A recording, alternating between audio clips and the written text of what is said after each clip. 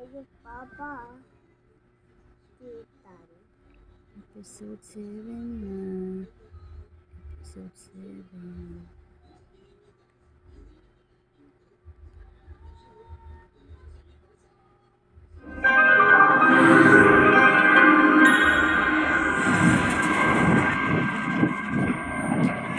Alam mo, Jasmine, dapat hindi ka na bumalik pa rito eh. Pinaghahanap ka ng mga pulis. Wala ho akong kasalanan.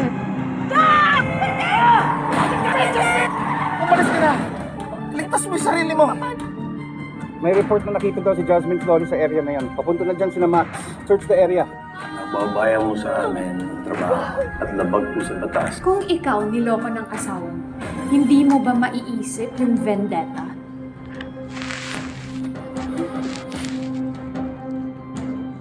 Hindi po ako. Nawawala po yung anak ko. Kailangan ko po siya makita. Hindi po ako masamang tao.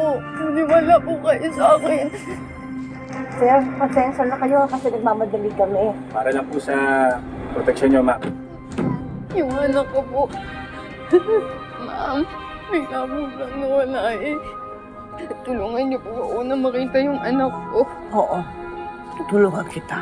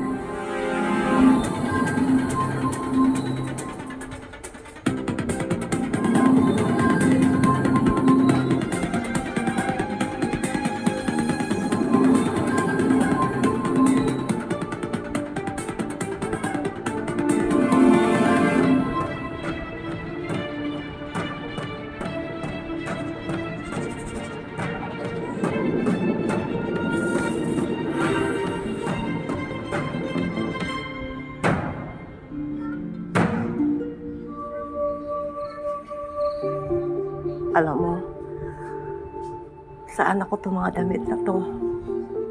Mabuti na lang magkasukat kayo. Bakit niyo po ako tinutulungan? Kasi, kailangan mo ng tulong. Sige na, magpahinga ka na ha. Hindi po ako matatahimik hanggat hindi ko nalalaman kung nasan po ang anak. Alam mo kung gaano kahirap ang sitwasyon mo.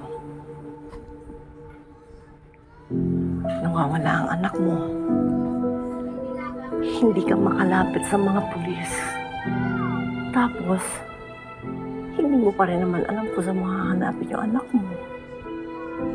Bella, Bella, yun po dapat ang ipapangalan ko sa anak ko. Bella. Bella is another name for Jasmine. Napakadaling alagaan ng halaman na yun. Alam mo ba yun? At napakatibay.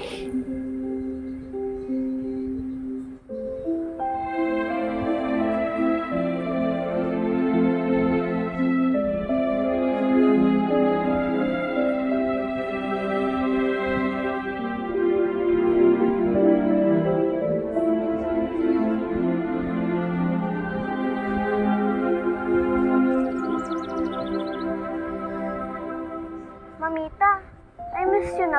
Remember when you used to take me out to flower farms? Kailan po yun mauulit? Naku, Apo, hindi ko pa alam. Pero, alam mo, may sikat ang lola kasi dito sa bahay ko, meron akong maliit na flower farm. Kaya sigurado matutuwa ka. Alam mo, Apo, yung tinanim mo, namumulaklak na lahat ngayon. Wow, I think I'm gonna like it there na, Mamita. Apo, hanggat hindi ka pa pwede dito, doon ka na muna sa daddy mo, ha? Are we going to be okay pa, Mamita? What if we don't get to see Mommy na? Oh, Apo, huwag mo sasabihin yan. Huwag ka magsasalita ng ganyan, parang nawawalan tayo ng hope. Ayoko, kailangan may hope pa rin tayo. Ako rin po. I love you, Mamita. I love you.